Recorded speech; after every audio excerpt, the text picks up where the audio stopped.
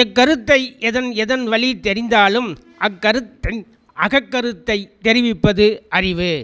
பெற்ற பொழுதினிலும் பெரிது ஒப்பர் பெற்றோர் பெற்றது உற்றது உலகிற்கெனின். அனைவருக்கும் வணக்கங்க. யதார்த்தத்தை ஏற்பீர், ஏமாற்றத்தை தவிர்ப்பீர். இந்த ராகு கேது ஜாதகத்தை இணைக்கிறதுலையுமே இந்த ஜோதிடர்கள் ஏமாந்துடுறாங்க. அதாவது ராகு கேது தோஷமுள்ள ஜாதகம் தானே, அப்போ ராகு கேது இணைச்சிட்டா சரியாக போயிடும் இல்லையா அப்படின்னு அது இணைச்சிடுறாங்க. ஆனால் ஒரு மாப்பிள்ளையோட ஜாதகத்தில் கேது லக்னத்தில் இருந்தால், ஒரு பெண்ணோடைய ஜாதகத்தில் இங்கே அமைச்சர்கள் பிரகாரம் பேசிடலாம், பெண்ணோட ஜாதகத்தில் கேது லக்னத்தில் இருந்தால் ஆணுடைய ஜாதகத்தில் ராகு லக்னத்தில் இருக்கணும். ஏன்னா அப்போ தான் அந்த பக்கம் இழுத்தா இந்த பக்கம் இது இழுத்துட்டு வரும், இது இந்த பக்கம் அதிகமாக இழுத்தா அது அந்த பக்கம் இழுத்துட்டு போகும். அப்போ தான் அது குடும்பமாக இருக்குது கல்யாணம் செஞ்சு வச்சதுக்கு. இல்லைன்னா இந்த கேது கோயிலாக ரெண்டு பேர்த்துக்கும் விரதமாக ரெண்டு பேர்த்துக்கும் கொண்டுட்டு போயிட்டு அந்த வம்சபுத்தி விருத்திக்கு வாய்ப்பே கொடுக்காது. அடுத்து இந்த ராகு என்ன பண்ணுவார், கண்மூடித்தனமாக போகங்களை அனுபவிக்க தூண்டி விட்டுருவார். விரைவில் அவங்க ரெண்டு பேர்த்து உடலும் ஆரோக்கியம் கெட்டு போயிடும். அப்பவும் குழந்தை பேர் இல்லாமல் போயிடும். அப்போது இணைக்கிறது அப்படிங்கிறது இந்த மாதிரி இணைக்கணுங்க.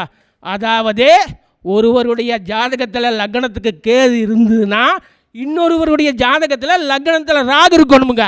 இதை பார்த்தீங்களா? இதில் இன்னொரு சமாச்சாரம், இந்த நவாம்சத்தில் ராகு கேது 150 பாகைக்கு 150 பாகை இருப்பாங்களான்னா இல்லை, பெரும்பாலும் இருக்க மாட்டாங்க. இதை பார்த்தீங்களா? ராகு இங்கே, அதாவது நவாம்சத்தில் கும்பராசியில் 2வது பாகத்தில் இருக்கிறார். அப்போ இங்கே 2வது பாகத்தில் இருந்தால் இது கும்பராசிக்கு எதிர்த்தாப்பில் இருக்கிறது சிம்ம ராசி. இந்த சிம்ம ராசியில் 2ஆம் பாகத்தில் இருந்தால் தானே 180 பாகைக்கு 180 பாகை.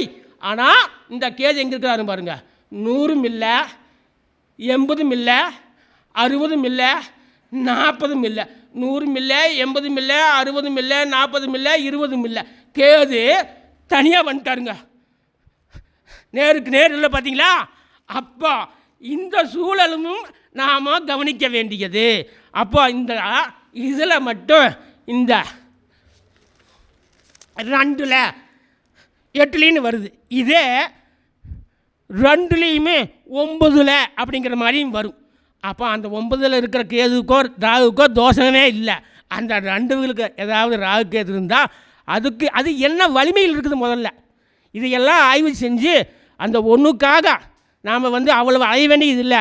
அந்த ராகுக்கு என்ன தானம் கொடுக்கணுமோ அதை கொடுத்துட்டு அதனுடைய வலிமையை குறைச்சிட்டோம்னா அந்த கணவனும் மனைவியும் கருத்து வேறுபாடு இல்லாமல் வாழ்வார்கள். அப்போ அதுக்கு தினங்க பரிகாரம். இந்த நட்சத்திர மரங்கள் எதுக்கு அப்படின்னா, இந்த ராசி சக்கரத்தை உருவாக்குறது 27 நட்சத்திரம் தானே.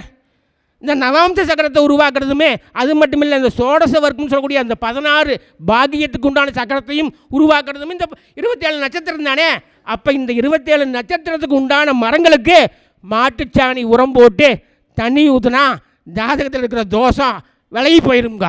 இந்த 6, 8, 12 மாரக பாவகம், பாதக பாவகம், திதி சூனியம், முடுக்கு ராசி இது எல்லாமே செயல்ந்து போயிருங்க. அப்போ எளிமையான பரிகாரம், பொதுமக்களே இதை கடைபிடித்து உங்களுடைய மக்களுக்கு நல்ல மணமக்களை அமைத்து கொடுக்க வேண்டும் என்று விண்ணப்பித்துக் கொண்டு வாய்ப்புக்கு நன்றி கூறி விடைபெறுகிறேன். அனைவருக்கும் நன்றிங்க. என்னன்றி கொண்டாருக்கும் உய்வுண்டாம், உய்வில்லை செய் நன்றி கொன்ற மகட்கு. திணை துணை நன்றி செய்யினும் பனை துணையாக கொள்வர் பயன் தெரிவர். ஞாலம் கருதினும் கைகூடும் இடத்தாட் காலம் கருதி செய்யின். என்னுடைய விவரமுங்க, ஈரோடு மாவட்டம் பெருந்துறை வட்டம் விஜயமங்கலம் கருணாகரன். என்னுடைய அலைபேசி வரிசை எண் 88 70 53 10 83ங்க. அனைவருக்கும் நன்றிங்க.